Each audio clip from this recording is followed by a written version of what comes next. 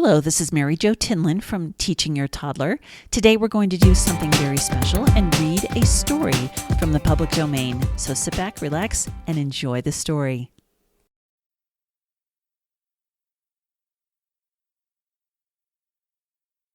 This is the story of Little Red Riding Hood, read from the book The Children's Hour with Red Riding Hood and Other Stories, edited by Waddy Piper from 1922.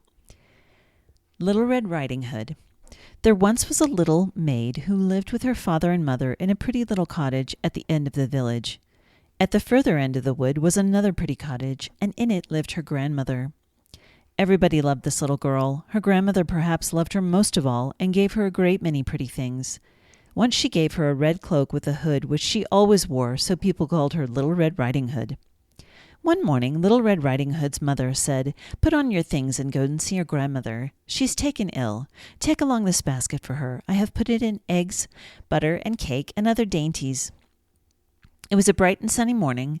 Red Riding Hood was so happy that at first she wanted to dance through the woods. All around her grew pretty wild flowers, which she loved so well, and she stopped to pick a bunch for her grandmother. Little Red Riding Hood wandered from her path and was stooping to pick a flower when from behind her a gruff voice said, "Good morning, Little Red Riding Hood." Little Red Riding Hood turned around and saw a great big wolf. But Little Red Riding Hood didn't know what a wicked beast the wolf was, so she was not afraid. "What have you in the basket, Little Red Riding Hood?" "Eggs and butter and cake, Mr. Wolf." "Where are you going with them, Little Red Riding Hood?" "I'm going to my grandmother, who is ill, Mr. Wolf." "Where does your grandmother live, Little Red Riding Hood?" "Along that path, past the wild rose bushes, then through the gate at the end of the wood, Mr. Wolf." Then Mr. Wolf again said, "Good morning," and set off. And Little Red Riding Hood went in search of wildflowers. At last he reached the porch, covered with flowers, and knocked at the door of the cottage. "Who's there?" said the grandmother. "Little Red Riding Hood," said the wicked wolf. "Press the latch, open the door, and walk in," said the grandmother. The wolf pressed the latch, walked in where the grandmother lay in bed. He made one jump at her, but she jumped out of bed into a closet. And then the wolf put on the cap, which she dropped, and crept under the bedclothes. In a short while, Little Red Riding Hood knocked at the door and walked in, saying, "Good morning, grandmother. I've brought you eggs, butter, and cake, and here are a bunch of flowers I gathered in the wood." As she came nearer the bed, she said, "What big ears you have, grandmother." "All the better to hear you with, my dear." "What big eyes you have, grandmother." "All the better to see you with, my dear." "But, grandmother, what a big nose you have." "All the better to smell you with, my dear." "But, grandmother, what a big mouth you have." "All the better to eat you up with, my dear," as he sprang at Little Red Riding Hood. Just at that moment, Little Red Riding Hood's father was passing the cottage and heard her scream. He rushed in with his axe and chopped off Mr. Wolf's head. Everyone was happy that Little Red Riding Hood had escaped the wolf. Then Little Red Riding Hood's father carried away her home, and they lived happily ever after. I wonder what happened to the little grandmother in the closet. Oh well.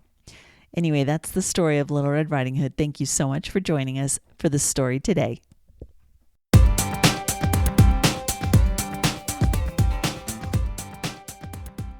Hi, this is Mary Jo Tinlin. Thanks so much for listening to our podcast.